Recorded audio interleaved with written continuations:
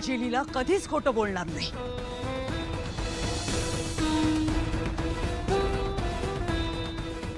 झालं. आता इथून बाहेर जायचं आणि बाहेर जाऊन आरडाओरडा करायचा, इथे नाही. तुमचं हे ऐकत बसण्यात आम्हाला काडीचा इंटरेस्ट नाहीये. निघा. जातोय. पण एका आईचं मन किती दुखावलेत ना तुम्ही, याची कल्पना नाहीये तुम्हाला.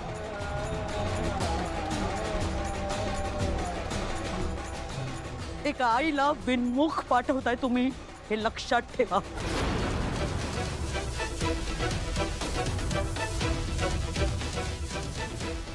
आता आम्ही जातोय आणि एक दिवस असा येईल जेव्हा माझी लीला या घरात सन्मानाने येईल. हे तुमचं जहागीरदारांचं हे घर आहे ना, या तुमच्या जहागीरदारांच्या घरात माझी लीला सन्मानाने येईल. आणि त्यासाठी गयावया करायला तुम्ही माझ्या घराच्या उंबऱ्यापाशी याल, हा शब्द आहे माझा, या कालिंदी मोहितेचा.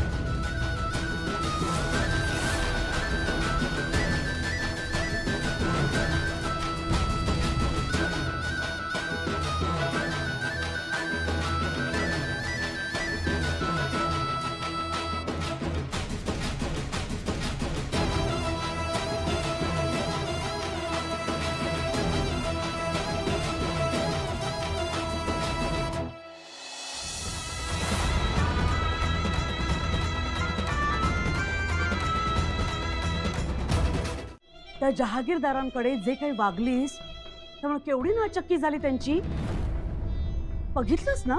अगं त्या सूनमुख झाल्यानंतर त्या लोकांना, जहागीरदारांना श्वेताचा चेहरा बघायचा होता. कोणाचा चेहरा बघायला मिळाला? तुझा. आणि एवढं सगळं झाल्यानंतरही आता पोलिसात जाऊन कंप्लेंट करून त्यांना अजून त्रास द्यायचा विचार करतेस का तू?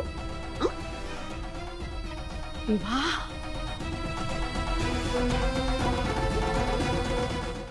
अगं, अशामुळे तुला कधीच घरात घेणार नाहीत ते. इथे बसायचं तुला आयुष्यभर? हा, लग्नानंतर नाही तुला चालणार असेल, मला चालणार नाही. हा, आणि तुझ्या स्वभावाप्रमाणे तू पोलीस स्टेशनला गेलीस. ती पोलीस स्टेशनला गेली तर पुरावे मागणार आहेत ते. आहे तुझ्याकडे पुरावे? नाही. बरोबर आहे तुझं. रेव बरोबर आहे मावशी यायचं. अगं माझ्याकडे काहीच पुरावा नाहीये. पोलीस स्टेशनला गेलो तर ते मला विचारतील की तू खरं बोलतेस हे कशावरनं. काय उत्तर देणार मी? मला वाटतंय आपण या सगळ्या भानगडीत नको पडायला. आपण ना या विषयाला आता पूर्ण विराम देऊया. बरोबर, मलाही तेच वाटतंय. आता पूर्ण विराम द्या. हा, आता चर्चा नकोय. बरं झालं का आता? हा, पुरे झाला गप्पा. चला, मला मदत हवी आहे. जेवायला या, आटपा पटकन.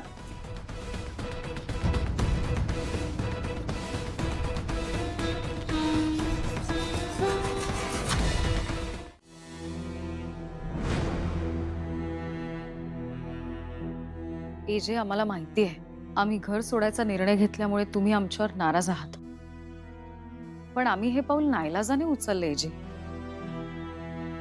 आम्ही जर इतका टोकाचा निर्णय घेतला नसता तर आज ती लीला या घरात असते आणि तिच्यासारखी फसवी मुलगी आम्हाला या घरात सहन होणार नाही. इजे, आम्हाला कधीच वाटलं नव्हतं की आजी लीलाला इतक्या सहज माफ करतील. होय जे, आणि आम्ही छोटीशी चूक केली तरी तुम्ही आम्हाला शिक्षा केली. मग तिला कसं सोडायचं? तुम्ही तिघी आजवर माझ्या शब्दाबाहेर कधीच गेला नाहीत. कुठलाही ऑर्डर देताना किंवा कुठलीही शिक्षा देताना किंवा पनिशमेंट देताना मला कित्येक वेळा जाणीव व्हायची की तुम्हाला माझे डिसिजन्स पटलेले नाही आहेत.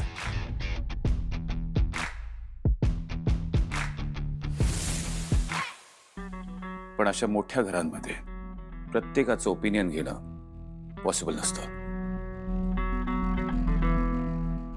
त्यांनी कन्फ्युजन होतं, डिसिजन्स घेणं अवघड होता. घर एकाच व्यक्तीच्या प्रमाणे चालत राहिलं तर त्या घरात वादविवाद होत नाहीत, मतभेद होत नाहीत असं मला वाटायचं. आणि मी सगळं हे घर एकत्र राहावं म्हणूनच करत होतो. पण आय वॉज रॉंग. आज तुम्ही तिघींनी घर सोडायचा निर्णय घेऊन मला खूप हर्ट केलं.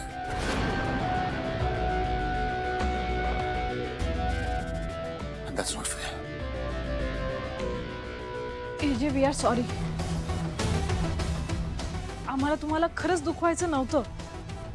होय जे, आम्ही तुम्हाला कसं हर्ट करू?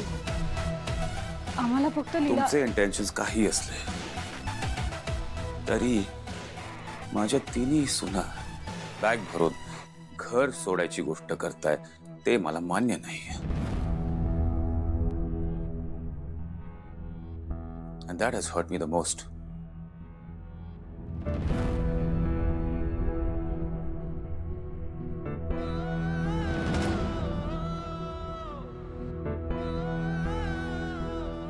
We are really sorry AJ.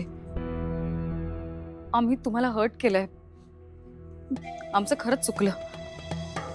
AJ आम्हाला वाटत होतं की आम्ही तुमच्याशी येऊन बोललो, तुम्हाला सांगितलं की आम्हाला लीला नकोय, तर तुम्ही आमचं ऐकणार नाही.